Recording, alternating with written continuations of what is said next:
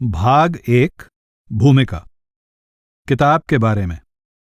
फना हो जाता है हर शख्स और हर शय, लेकिन तेरी वहदत का जश्न लाफानी है, लाफानी लाफानी है।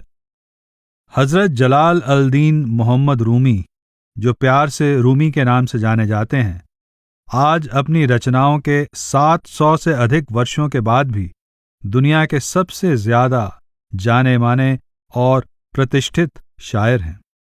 13वीं सदी के कामिल सूफी दरवेश होने के बावजूद 21वीं सदी में भी आपकी रचनाएं सबसे ज्यादा पढ़ी जाती हैं। हालांकि रूमी का जितना सही रूप में हवाला दिया जाता रहा है, उतना ही गलत रूप में भी दिया गया है। फिर भी रूमी दुनिया भर में इश्क की बेहतरीन शायरी करने वाले शायर माने जाते हैं। आपके कलाम विरहा की तड़प, जुदाई के दर्द और महबूब से विसाल की बेइंतहा खुशी को लफ्जों में बयान करते हैं। रूमी के लिए रूहानियत की राह मजहब के उसूलों और मान्यताओं से परे हर सच्चे आशिक के लिए थी, चाहे वह किसी भी सभ्यता या समाज के किसी भी तबके से संबंध रखता हो। आप लिखते हैं, मेरा मजहब इश्क है। आपका यह पैगाम दिल की धड़कनों की तरह सदियों से गूंज रहा है। यह आज भी जीवन के हर क्षेत्र से इलाही इश्क के खोजियों को उतना ही आकर्षक लगता है जितना रूमी के अपने समय में लगता था। रूमी एक ऊंची तालीम वाले, धर्म के प्रतिष्ठित विद्वान, इस्लामी कानून के जानकार और मुस्लिम उपदेशक थे, जिन्होंने करीब 40 साल की उम्र तक शायरी की एक तुक भी नहीं कही थी। फिर आप शम्स तबरीजी से मिले और आप में से शायरी का सैलाब उमड़ पड़ा। इस किताब में दी गई गजलें दीवाने शम्स तबरीजी रूपी उस झरने में से ली गई हैं जिसमें रूमी द्वारा कही गईं, लिखवाई या गाई गईं 44,000 से ज्यादा पंक्तियां हैं। आपके ये कलाम मुरीद रूमी और उनके मुर्शद शम्स तबरीजी के इश्क, उनकी जुदाई और गम और महबूब से विसाल के सफर को जाहिर करती हैं। इनमें से लगभग 3,000 पंक्तियां इसलिए चुनी गई हैं क्योंकि इनमें नज़ाकत, बयान करने का अंदाज और रूहानियत की राह पर पूरा ध्यान दिया गया है। इनमें इबादत के अंदरूनी अभ्यास, मौजूदा गुरु की अहमियत और रूहानी रिश्ते में शिष्य की जिम्मेदारियों का विवरण दिया गया है। इनमें से कई कलाम ऐसे हैं जिनका पहली बार हिंदी में अनुवाद किया गया है।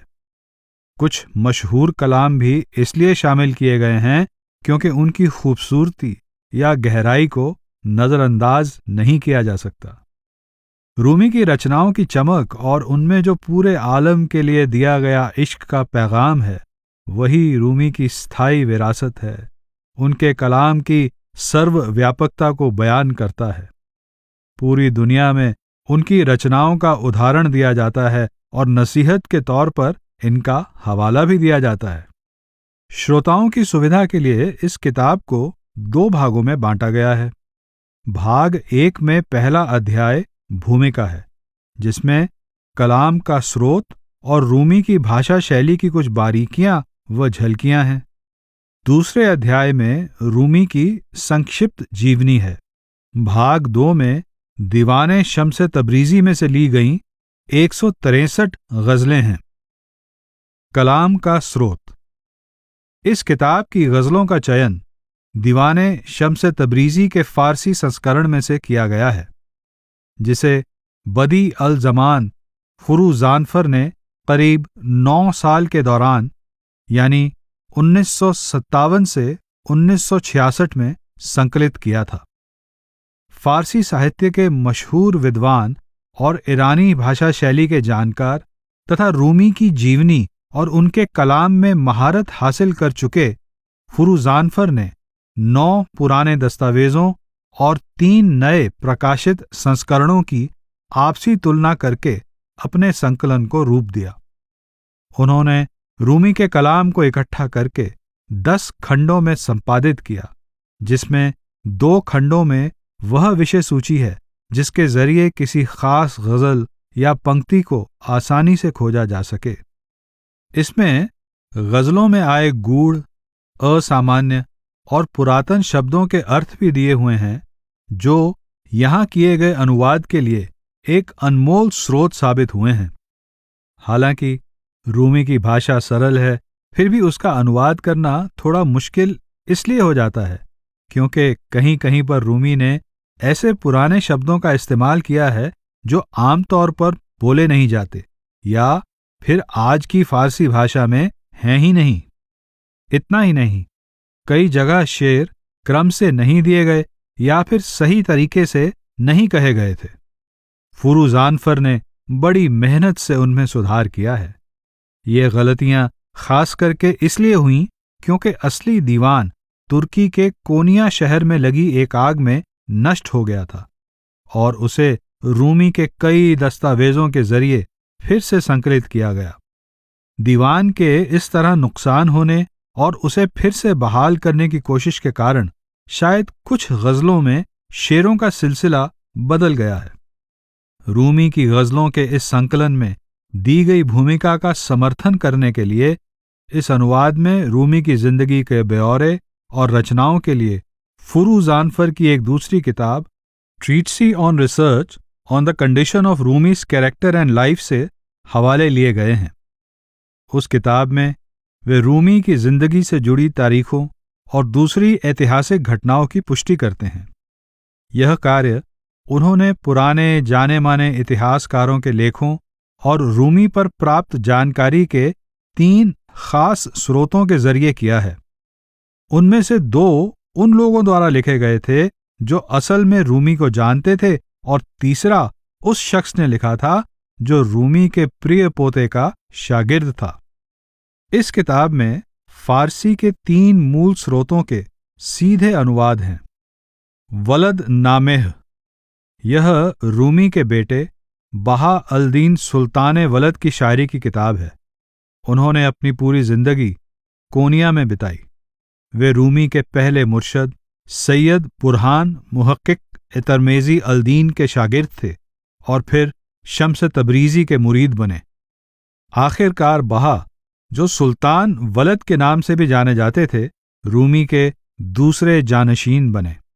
उनकी किताब रूमी की मौत के 18 वर्षों के बाद लिखी गई थी। रिसाले दर मनाकिब ए खुदा बंदगार। इस किताब में रूमी के खास मुरीदों में से एक फरीदून अहमद सिपाह सालार के द्वारा लिखा गया विवरण है, जिसे उन्होंने किसी शख्स के आग्रह करने पर लिखा था। सिपाह सालार उसे एक करीबी दोस्त और हमराज कहते हैं।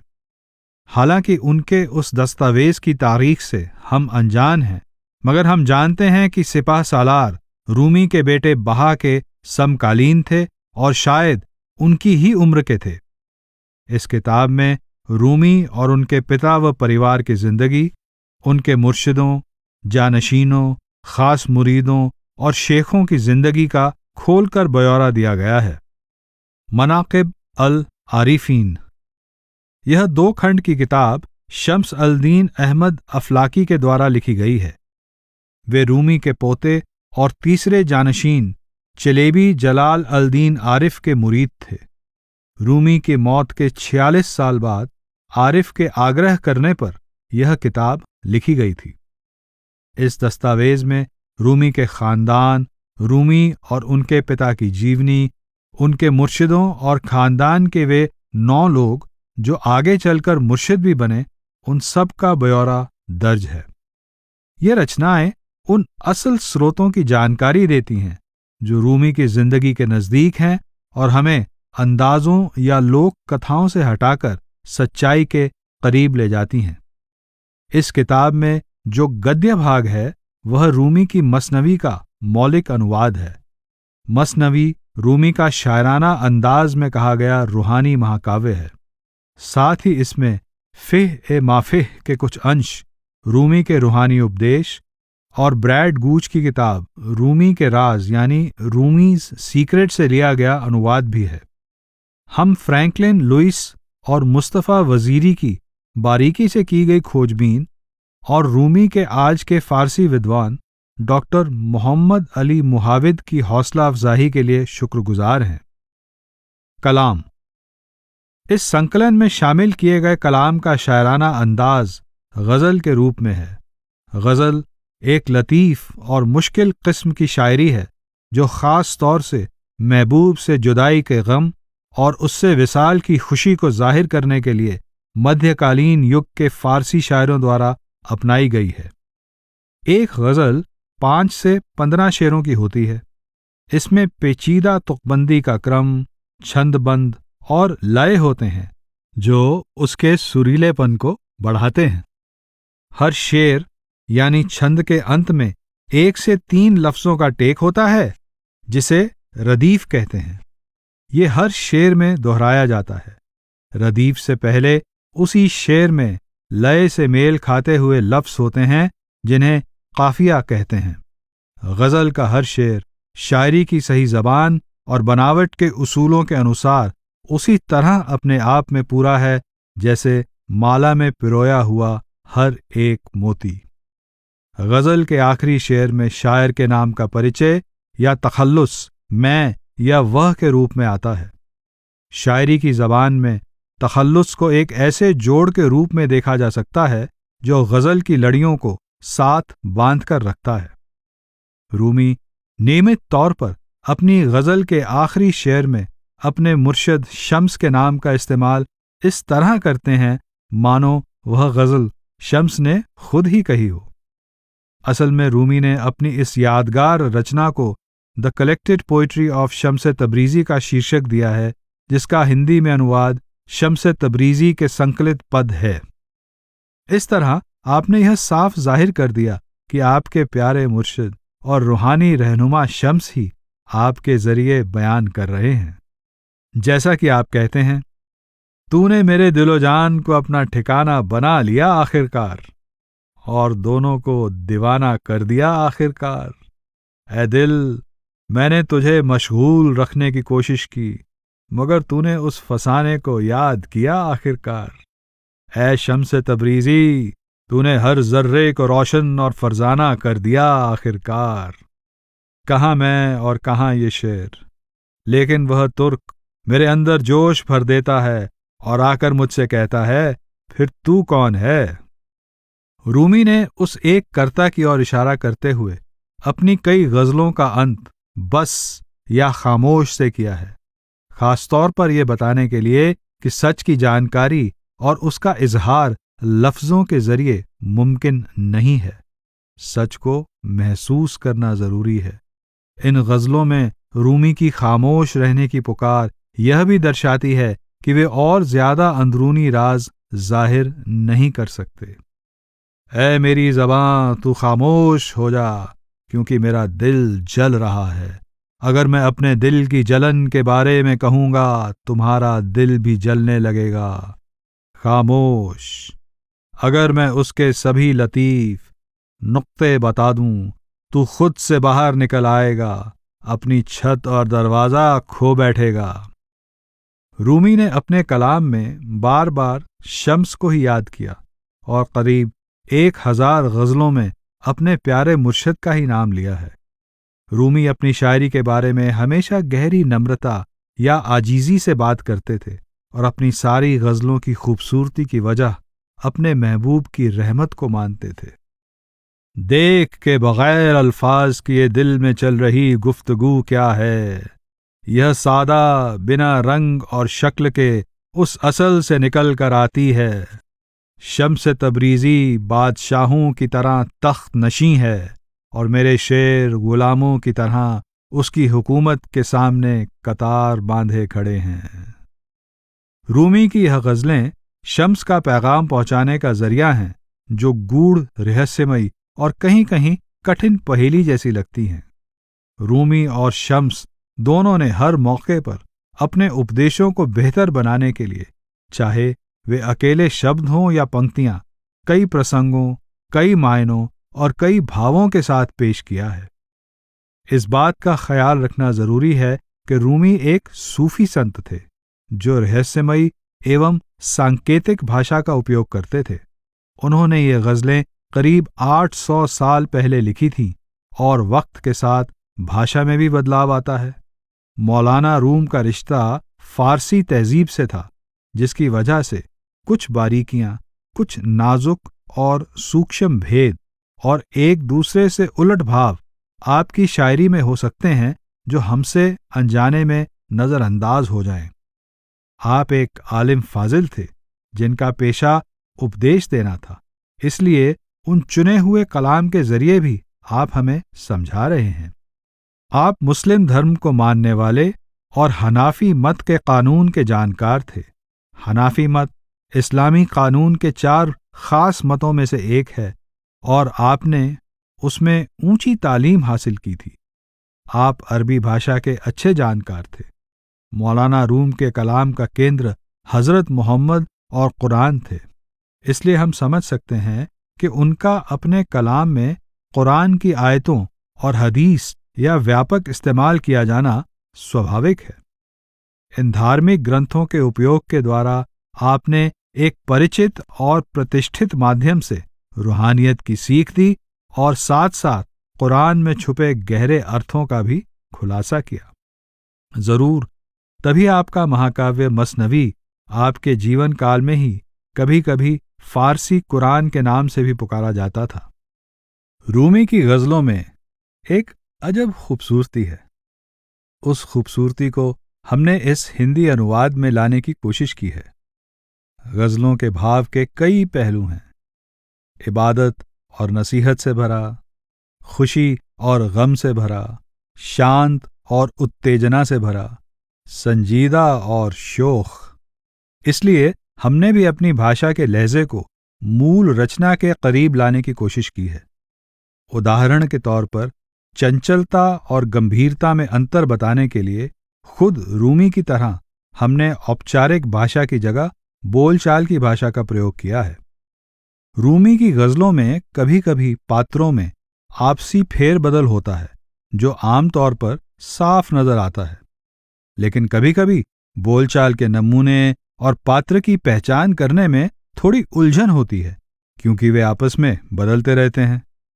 तब उस समय श्रोताओं को गहराई से गौर करके ये तय कर लेना चाहिए कि पात्र कौन है।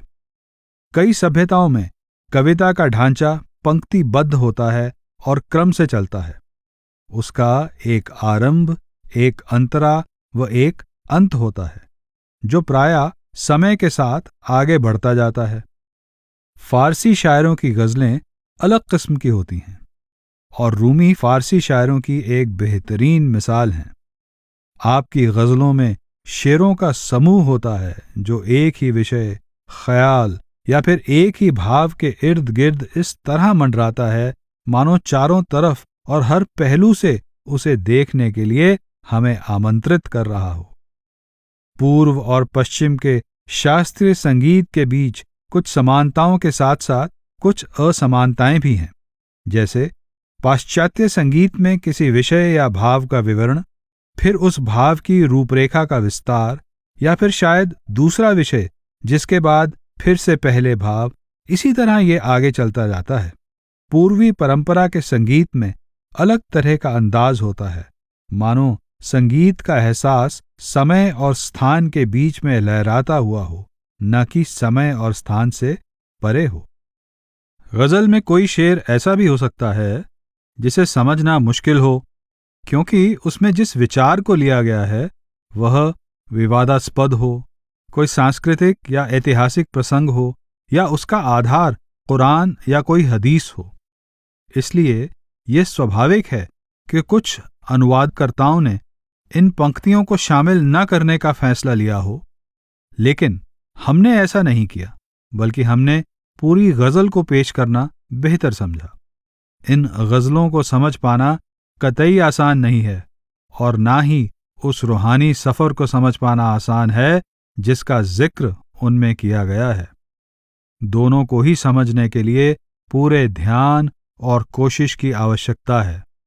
रहस्यमय भाषा, रूपक और उपमाएं गजल के कुछ पहलुओं को छुपा देती हैं, जबकि कुछ अन्य पहलुओं को साफ जाहिर कर देती हैं।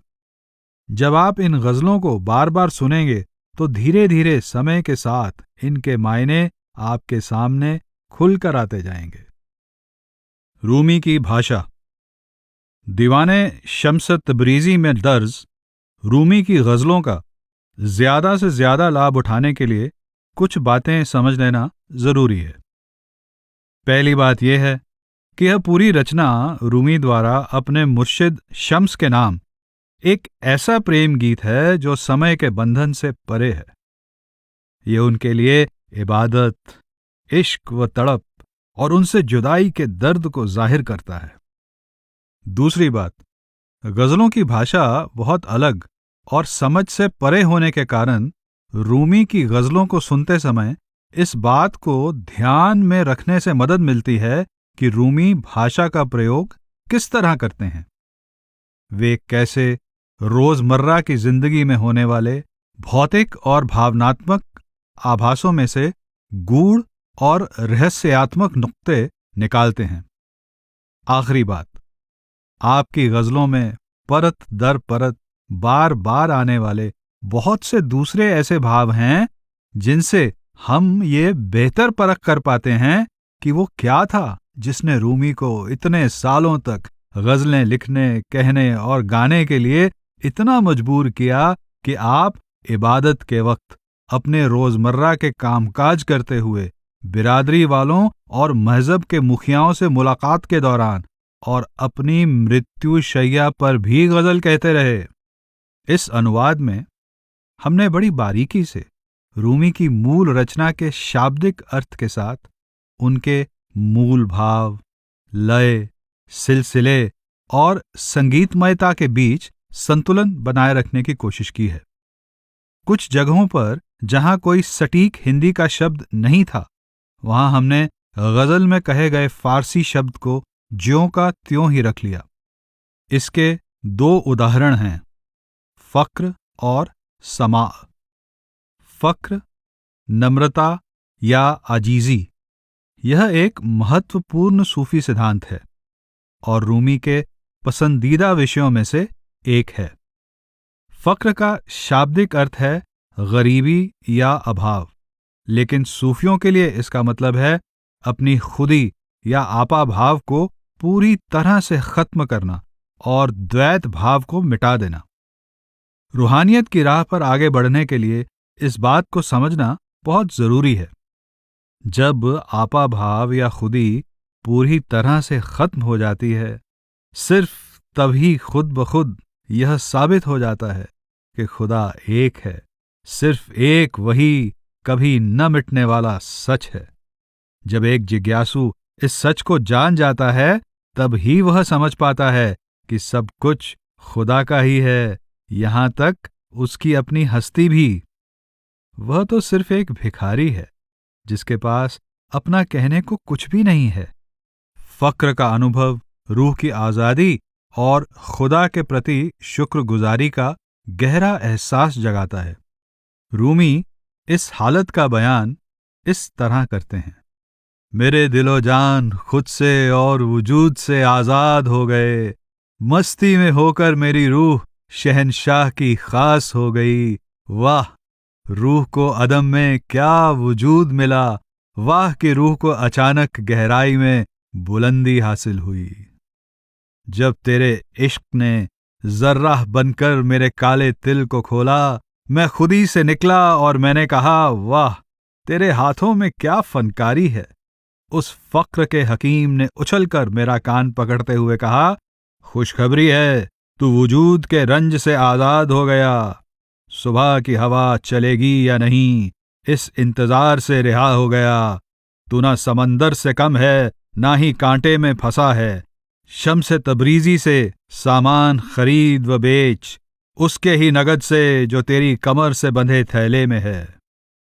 फ़क्र के अनेक अर्थ होने के कारण उसके अनुवाद के लिए कोई एक शब्द खोज पाना वास्तव में असंभव है। समा भी हमारे सामने ऐसी ही चुनौतियां रखता है। समा का शाब्दिक अर्थ है सुनना, और सूफी परंपरा में यह खास तौर पर रूहानी कलाम सुनने की तरफ इशारा करता है। अक्सर यह संगीत से ताल्लुक़ रखता है और इसमें कभी कभी हरकत और नाच भी शामिल होते हैं। सूफियों का ऐसा मानना है कि उचित निर्देशों के अनुसार समा का अभ्यास करने पर आशिक का दिल विकसित हो जाता है। इस रूहानी अभ्यास के कई फायदे हैं, क्योंकि यह आशिक और माशूक के बीच के पर्दों को हटा देता है।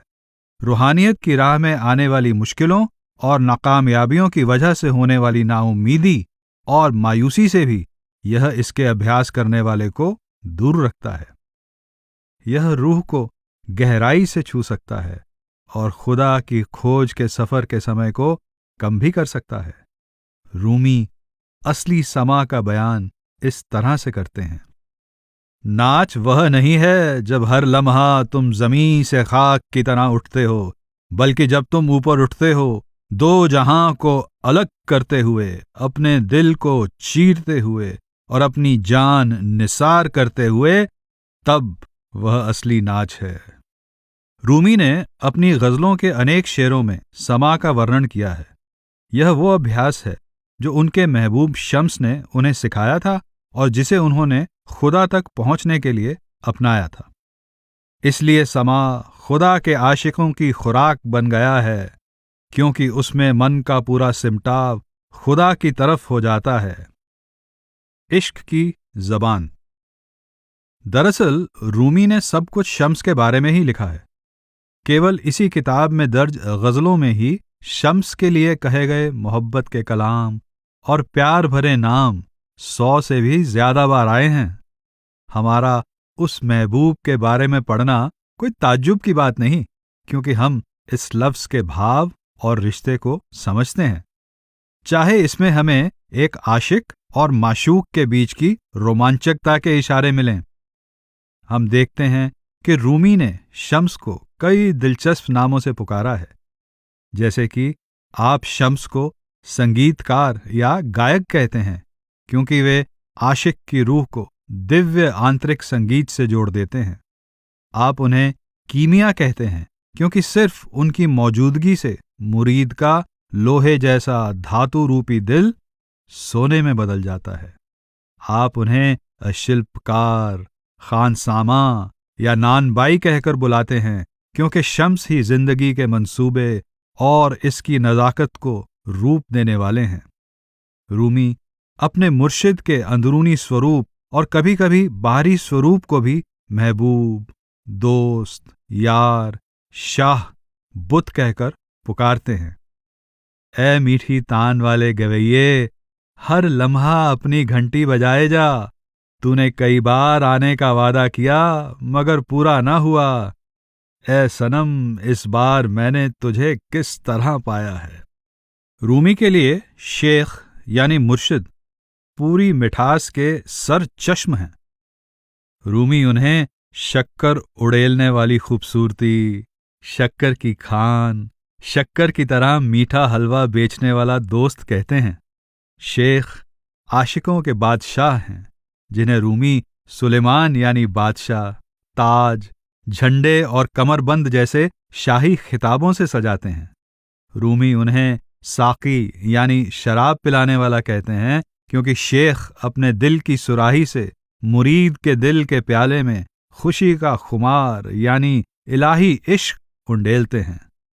ऐ साकी, उन्हें मस्त कर दे जिन्हें अपने मिट्टी पानी का गुरूर है, ताकि हर एक को समझ आ जाए कि वे किस दौलत से दूर हैं। ऐ साकी, तुझे जान का वास्ता, या तो लोगों पर शराब का प्याला उंडेल दे या फिर उन्हें वहां बुला ले जहां है ऊंचाई और बुलंदी इश्क की। रूपक, भाव, चित्रण। अक्सर भाषा का प्रयोग रूहानियत की अंदरूनी राह को जाहिर करने के बजाय उसे छुपाकर रखने के लिए किया जाता है। रूमी की शायरी का भी निसंदेह यही उद्देश्य है। कई सदियों से सूफियों ने आपसी बातचीत के लिए सांकेतिक भाषा का विकास कर लिया था, ताकि वे मजहब के रूढ़िवादी ठेकेदारों से अपना बचाव कर सके। इस तरह उन्होंने काफिर जैसे गंभीर आरोपों से और कुछ मामलों में मौत जैसी सख्त सजा और छोटी मोटी मुश्किलों से खुद को बचाने का इंतजाम कर लिया। मिसाल के तौर पर इस्लाम में शराब का सेवन और मदहोशी की मनाही है, लेकिन रूमी की गज़लें शराब, उसकी खुमारी और नशे में मस्त होने के उल्लेखों से भरी हुई हैं। यह अंदरूनी इलाही धुन और रोशनी के नशे में मस्त होने की अवस्था को जाहिर करने के लिए सूफियों की सांकेतिक भाषा है। रूमी के समय में अंदरूनी इलाही खुशी और अंदर के रूहानी उल्लास में खो जाने के तजुर्बे का जिक्र करना हकीकत में शराब पीने से भी ज्यादा खतरनाक था। खुदा के साथ खुद को एक हो जाने का ऐलान करने पर फारस के 10वीं सदी के सूफी संत मंसूर अल हल्लाज को सूली पर चढ़ा दिया गया था। दुनियावी नशों की तरफ इशारा करने पर केवल बदनामी, कलंक और निंदा ही मिलती थी। हमारे शहर में मस्त होकर सैर कर, क्योंकि बादशाह के हुक्म से चोर और कोतवाल दोनों बंधे हैं। मेरा शाह तबरीज का शम्सल दीन मुझे खुमार ही खुमार में मस्त रखता है। कभी कभी रूमी अपने लफ्ज़ों के ऊपर से पर्दा हटा देते हैं, शराब और नशे की मस्ती की उपमाओं को बेनकाब करके उनके अंदरूनी मायने जाहिर कर देते हैं।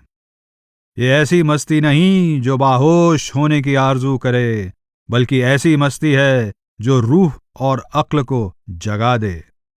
रूमी ने हर गजल के संदर्भ के अनुसार शरीर, मन और आत्मा की व्याख्या करने के लिए कुछ रूपकों या उपमाओं को बार बार दोहराया है। उदाहरण के तौर पर पानी और खाक या मिट्टी का घर, यह मनुष्य शरीर है जिसमें आकर आत्मा निवास करती है। जब एक घर से दूसरे घर जाता हूं तब मैं सूरज की किरण होता हूं। मिट्टी और पानी से पैदा हुआ मैं कीमती लाल, सोना और नगीना हूं।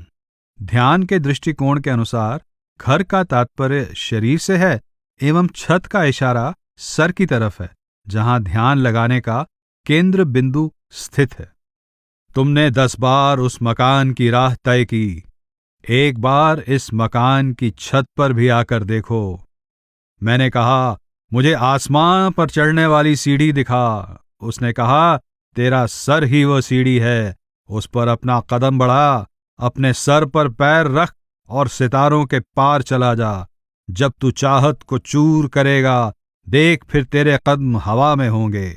वहां आसमां के उस पार सैकड़ों रास्ते तेरे सामने आ जाएंगे और हर सुबह तू वहां ऐसे परवाज करेगा जैसे दुआ आसमान की तरफ परवाज करती है। मन के लिए आईने की उपमा दी गई है क्योंकि यह खुदा के नूर को साफ तौर पर प्रतिबिंबित करता है, जो मन की सफाई और खुदा से नजदीकी पर निर्भर करता है।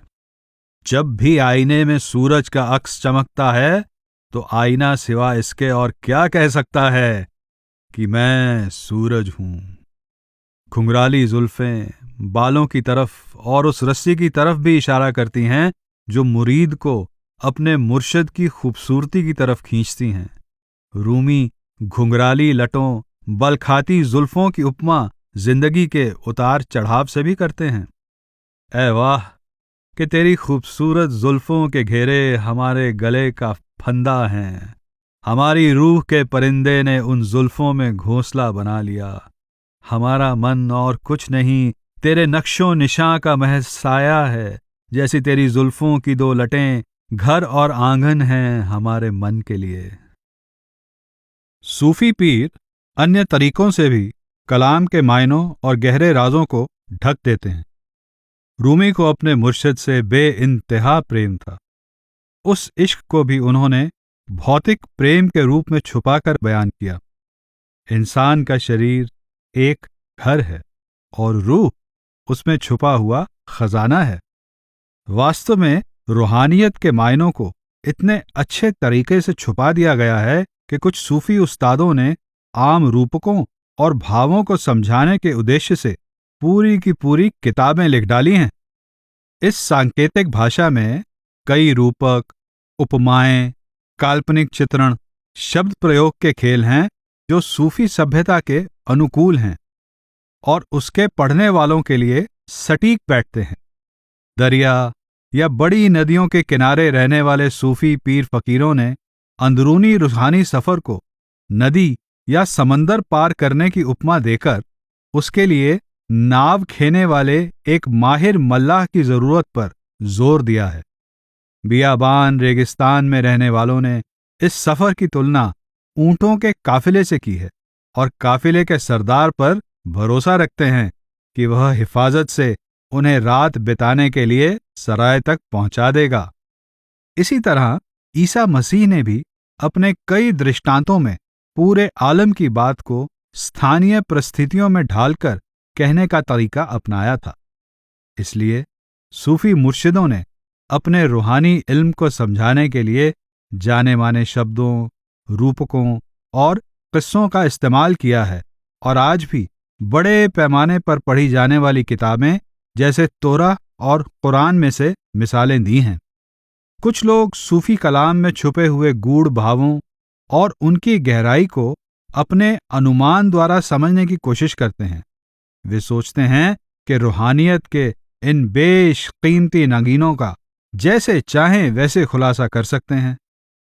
लेकिन रूमी के कलाम की पोशीदगी उनके खुलकर न कहने की वजह से नहीं, बल्कि वह नसीहतों को कई परतों में छुपाकर कहने की सूफियों की अदा है, जो मजहब के ठेकेदारों के जुल्म और मौत की सजा जैसे खतरों से बचने के लिए अपनाई गई थी। इन मशहूर शानदार गजलों में कई ऐसी हैं जो रोजमर्रा की जिंदगी जीने के ढंग, इबादत करने के तरीके, मन को काबू करने, खुदी को खत्म करने और उस महबूब, उस खुदा से विसाल हासिल करने के तरीके के बारे में नसीहत देती हैं। रूमी ने अपने मुर्शिद शम्स से इल्म हासिल किया। शम्स ने हमें यकीन दिलाया है कि वह अंदरूनी इल्म सब्र और लगातार कोशिश करने पे हासिल हो जाएगा। अगर तुम सब्र रखोगे तो जवाब और जवाब देने वाला दोनों हाजिर हो जाएंगे, और अगर तुम्हें अपने सवाल का जवाब न भी मिले तो उसका भाव जरूर जाहिर हो जाएगा। सब्र की देन यह है कि यह सुनने वाले को बल बख्शता है और इस तरह बाकी का इल्म पाने में ज्यादा सहायक होता है। यह बात खासकर उनके प्यारे मुरीद रूमी के कलाम के लिए सच साबित होती है। प्रकृति से लिए गए रूपक। गुलाब के फूल को सारे आलम में इश्क और इश्क के नजराने की निशानी माना गया है। सूफियों ने अक्सर महबूब की खूबसूरती और पूर्णता को दर्शाने के लिए गुलाब का चित्रण किया है। गुलाब की एक झलक पाने की तड़प लेकर बुलबुल का दर्द भरा विलाप अपने मुर्शिद के साथ विसाल पाने के लिए एक मुरीद की गहरी तड़प की तरफ इशारा है। गुलाब का बाग एक अंदरूनी रूहानी मंजिल है जहां पहुंचकर आशिक का हृदय कमल खिल उठता है। उस रूहानी पहुंच का सबूत है गुलाब का गुलदस्ता जिसे आशिक अपने माशूक को पेश करता है। उसके चेहरे का गुलिस्तान रूह की चरागाह है। वाह, रूह कैसे उस गुलिस्तान से परवरिश पाती है। अगर तुमने वह बाग देखा है तो एक गुलदस्ता दिखाओ। महबूब की खूबसूरती बयान करने के लिए चांद की उपमा दी गई है। चांद को अंदरूनी सफर के लिए रोशनी का स्रोत माना गया है। क्या तेरे चांद से चेहरे का मुकाबला यह चांद कर सकता है? अगर गंदे पानी में देखोगे तो न चांद दिखाई देगा न आसमान। जब हवा अंधेरे से स्याह हो जाती है तो सूरज और चांद छुप जाते हैं। रूमी न केवल कानून बल्कि और भी कई विषयों के ज्ञाता थे। यह उनके कलाम और उपदेशों में साफ झलकता है। शम्स और उस समय के अन्य लोगों के द्वारा दी गई टिप्पणियां भी इसी बात की पुष्टि करती हैं। रूमी को ज्योतिष विद्या और ग्रहों व तारामंडल का भी ज्ञान था, जिसके कारण आप तारामंडल की घटनाओं का हवाला देते हुए शब्दों का खेल रचते और अंदरूनी रूहानी मंडलों के बारे में बताने के लिए या भौतिक जगत का वर्णन करने के लिए इनका रूपक के तौर पर प्रयोग करते हैं। वे हर 3 गजलों में से कम एक में तो सूरज का जिक्र जरूर करते हैं। खास तौर पर आप शम्स के नाम का 2 अर्थों में प्रयोग करते हैं, क्योंकि अरबी में शम्स का मतलब सूरज होता है। आप सृष्टि की रचना करने वाले 5 तत्वों की अलग अलग अवस्थाओं का जिक्र करते हुए लफ्ज़ों का मनोरंजक तरीके से इस्तेमाल करते थे। आसमान में मुश्तरी यानी बृहस्पति ढोल बजाता चक्कर लगा रहा है, ऐलान करते हुए कि इश्क आ रहा है। आशिकों की रूहों के लिए सैकड़ों दुआएं आ रही हैं। वह कौन सा पानी है जो हवा और आग से भरे आशिक को ऐसी चाहत देता है कि वह खाक बनकर जमीन पर गलीचे की तरह बिछ जाता है। चांदी सोने का तात्पर्य अंदरूनी प्रकाश या महबूब से हो सकता है। रूमी अपने महबूब और अंदरूनी नूर के लिए या फिर कभी दुनियावी धन दौलत के लिए भी सोने चांदी का हवाला देते हैं। यह गजल के विषय पर निर्भर करता है। रूमी अपने महबूब को सोने चांदी और जवाहरातों की खान कहते हैं। जब वह चांदी का बदन हमें कसकर बाहों में भर लेगा, हम आसमां के बेकाबू घोड़े को काबू में कर लेंगे।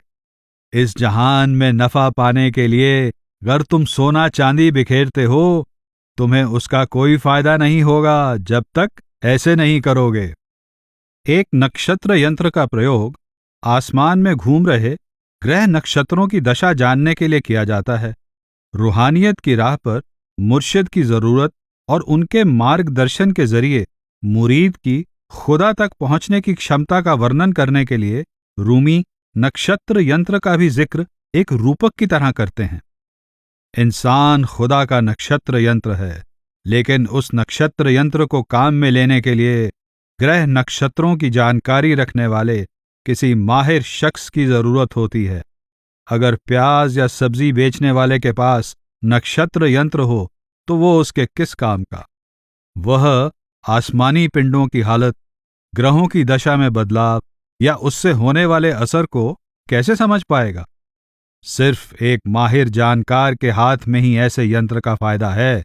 इसलिए जिसे खुद की पहचान हो गई, वही अपने खुदा को भी पहचान पाएगा। इंसान दिव्य गुणों का नक्षत्र यंत्र है। आदम के सिफात खुदा के निशान को जाहिर करते हैं। जो उसमें दिखाई देता है वह खुदा का ही अक्स है, जैसे दरिया के पानी में चांद का अक्स। रूमी ने समंदर की कल्पना द्वारा खुदा की ओर संकेत किया है। कई बार इसका मतलब यह भवसागर भी होता है, जिसे पार करने पर ही वह अंदरूनी खजाना पाया जा सकता है। एक मुर्गाबी की तरह यह दुनिया भी रूहों के समंदर से पैदा हुई है। शक्कर लफ्ज अंदरूनी रूहानी संगीत की ओर इशारा करता है। ऐ दास्तान सुनाने वाली बांसुरी की मीठी आवाज, हम तेरी आवाज में मिठास का लुत्फ उठाते हैं। मेरा उसके लिए शुक्राना सुनो, तुम्हारी जान और सर की कसम, ऐसी लज्जतदार और मिठास भरी शक्कर मैंने कभी नहीं चखी। बाइबल के हवाले और कुरान से लिए गए किस्से। गजलों के हमारे इस संकलन में 90 से भी ज्यादा बार बाइबल और कुरान में से किस्से और हवाले दिए गए हैं या किसी हदीस का जिक्र किया गया है। हमें याद रखना चाहिए कि सूफी पीर फकीर रूहानियत की जिस राह का उपदेश देते हैं और जिसका अभ्यास करते हैं, उसका आधार इस्लाम है। इस सभ्यता का केंद्र कुरान और मोहम्मद साहब हैं। हम में से जिन लोगों को मजहब की परंपराओं और रीति रिवाजों की शिक्षा नहीं मिली है या जिन्होंने बाइबल या कुरान नहीं पढ़ी है, उनके लिए रूमी की गजलों में दिए गए हवालों को समझ पाना मुश्किल हो सकता है। ऐसे में गजलों को पूरी तरह से समझ पाना अपने आप में एक चुनौती है, खास तौर पे इसलिए क्योंकि यहाँ गजलें अपने मौलिक फारसी रूप में और उन्हीं गूढ़ दृष्टांतों के साथ दी गई हैं। रूमी ने अपने गूढ़ उपदेशों को कुरान की आयतों और बाइबल की जानी मानी कहानियों का सहारा लेकर कहा है, ताकि इंसान की समझ बूझ और अंदरूनी क्षमता उन गूढ़ नसीहतों की गहराई तक पहुंच सके। दीवान की कई गजलें मुर्शिद और मुरीद की रूहानी रसाई के दर्जों में जो फर्क है उसे जाहिर करती हैं। वे महबूब की काबिलियत व पाकीज़गी और हमारा इस जिंदगी रूपी वहम में डूबे रहना, इन दोनों में अंतर दिखाती हैं। जब तू अपनी खुदी से जरा भी परे जाएगा, वहां आसमानों के पार तुझे सच और असलियत का सुल्तान और कदीमी नूर के झंडे और खेमे दिखाई देंगे। रूमी को कानून और धर्म ग्रंथों की विस्तृत जानकारी थी।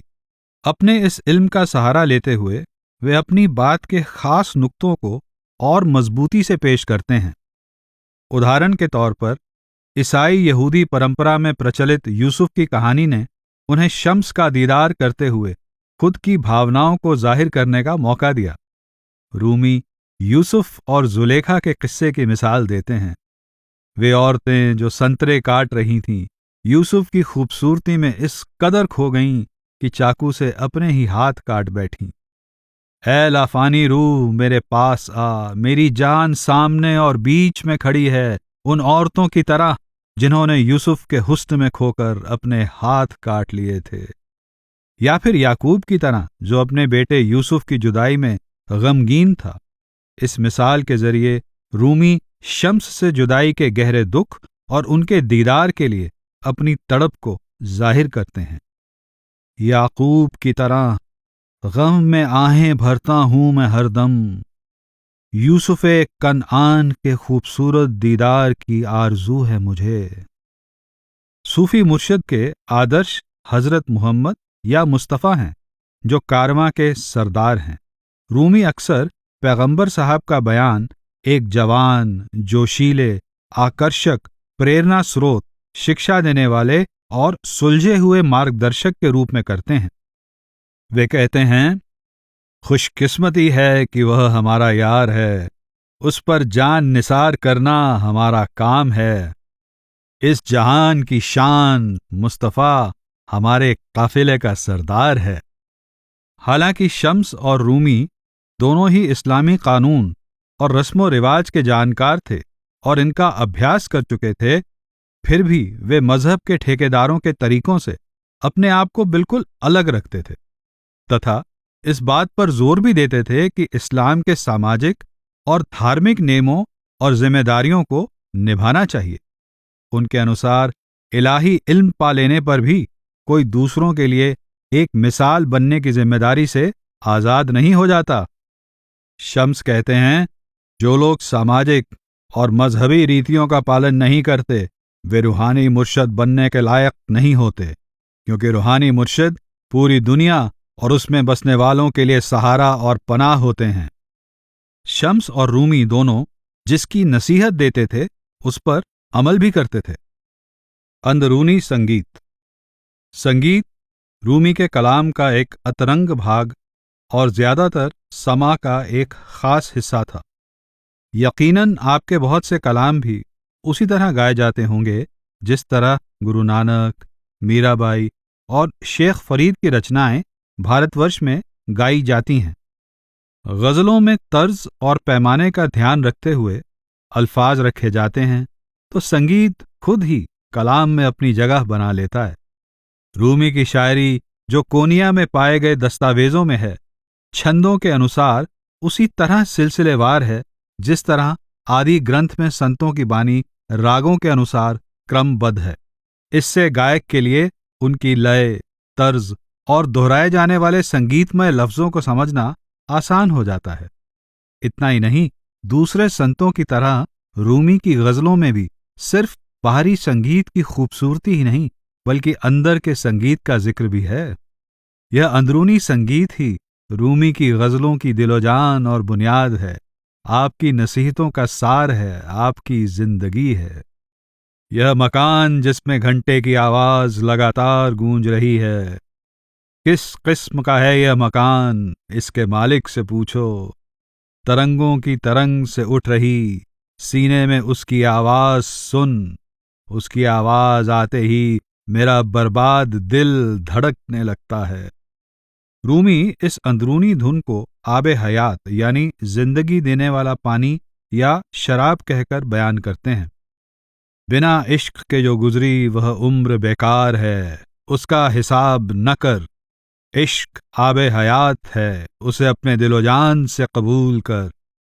इस जहान में अंगूरों, अंगूरी बागों या मय से पहले हमारी रूह उस दायमी शराब के नशे में चूर थी। क्या मेरा जिस्म उस लाफानी शराब के लिए प्याला नहीं? रूमी ने अपनी मसनवी की शुरुआत बांस और बांसुरी के जिक्र से की है और आपने अपनी गजलों में भी इनका रूपक दिया है। वाह, तूने दुनिया पर फतह हासिल कर ली। बांसुरी की धुन, बांसुरी की धुन, बांसुरी की धुन। शायरी का अंदाज व सार। रूमी के दीवान में दर्ज कलाम खुदा से जुदाई और विसाल दोनों ही हालातों में रूमी के इलाही इश्क को दर्शाते हैं। कई कलाम में रूमी रूहानियत की राह के अलग अलग पहलू समझाते हैं और अपने तजुर्बों का खाका पेश करते हुए खोजियों को नसीहत देते हैं। कुछ कलाम शेख सलाह अल दीन और हुसाम अल दीन के लिए हैं, जिन्हें वे बेहद प्यार करते थे। कुछ कलाम उनके लिए भी हैं जिन्होंने रूमी को नाराज किया और जो बार बार समा के खिलाफ आवाज उठाते रहे। इसके अलावा उनके बड़े बेटे के निकाह या उनके पहले पोते के जन्म जैसे कुछ खास मौकों पर लिखे हुए कलाम भी हैं। हालांकि उनकी भाषा शैली में रूपकों और उपमाओं का बहुत उपयोग हुआ है, लेकिन यह याद रखना जरूरी है कि उनके कलाम का मुख्य उद्देश्य रूहानियत की राह के बारे में स्पष्ट रूप से बताना है। अफलाकी की मुनाकिब अल आरिफिन यानी feats of the knowers of God में रूमी की शायरी के अंदाज और सार को तर्कसंगत रूप से पेश किया गया है। एक दिन मौलाना रूम ने इलाही सच और उसके रहस्यों के बारे में बात करते हुए बड़े जोश के साथ कहा, यह देश यानी रूम, जो आज तुर्की देश है, सबसे बेहतरीन देशों में से है, लेकिन यहाँ के लोग खुदा के इश्क के आलम व अंदरूनी खुशी के बारे में कुछ नहीं जानते। खुदा ने अकारन से कारण या यूं कहें कि बेसबब जहान से सबब बनाकर हमें खुरासान की रियासत से रूम देश में खींच लिया। चूंकि उनका हक की तरफ कोई झुकाव नहीं था और वे रूहानी राजों से महरूम रह जाते, इसलिए हमने समा की नज़ाकत और शायरी के जरिए वे मायने उन्हें पेश किए जिन्हें इंसानी फितरत पसंद करती है। रूम के लोगों को ऐशो सुकून की तलाश है। जैसे कि जब एक बच्चा बीमार होता है, वह हकीम की दवा बिल्कुल पसंद नहीं करता, बल्कि मीठे फलों का रस चाहता है। तब हकीम दवा को फल के रसों में घोलकर बच्चे को देता है, जिससे कि वह उसे खुशी खुशी पी ले और फिर से सेहतमंद हो जाए। रूहानी मुर्शिद की परिभाषा क्या है, इस विषय पर उतनी ही पूर्व कल्पित धारणाएं हैं जितने आध्यात्मिक गुरु हुए हैं। एक व्यापक अनुमान यह है कि ऐसा मार्गदर्शक एक अलग किस्म की गंभीर शख्सियत वाला होता है, जो खुदा तक पहुंचने वाली राह के बारे में बड़े बड़े ऐलान करता है। रूमी ने अपनी आधी से ज्यादा जिंदगी इसी धारणा के अनुसार गुजारी। आप लड़कपन में गंभीर और कम बोलने वाले थे और जवान होने पर इस्लामी कानून के एक प्रतिष्ठित विद्वान बन गए थे। जब तक शम्स से उनकी मुलाकात नहीं हुई थी, रूमी अपने समाज के एक जाने माने आधार स्तंभ थे। फिर आपकी शम्स से मुलाकात हुई और आप इलाही इश्क की दीवानगी में ऐसे मस्त हो गए कि फिर शायरी तारों से भरी तेज धारा की तरह आप में से बहने लगी। इस धारा में बहते हुए रूमी रूहानी सफर का वर्णन भी करते हैं और उस पर चलने की राह भी दिखाते हैं। हालांकि आपके उपदेशों की बुनियाद अभ्यास और करनी पर टिकी है और उसमें सच की परम सादगी की गूंज समाई हुई है, फिर भी रूमी के लफ्जों को समझने के लिए कोशिश की जरूरत पड़ती है। खुदा से विसाल करने के लिए सफर तय करने में मेहनत करनी होगी। वैसे ही रूमी को समझ पाने के लिए भी हमें मेहनत करनी पड़ेगी। किसी खजाने को पाने के लिए जरूरी है कि हम यह जानें कि उसे कहाँ और कैसे खोजना है। रूमी दीवाने शम्स तबरीजी के जरिए वह राह दिखाते हैं।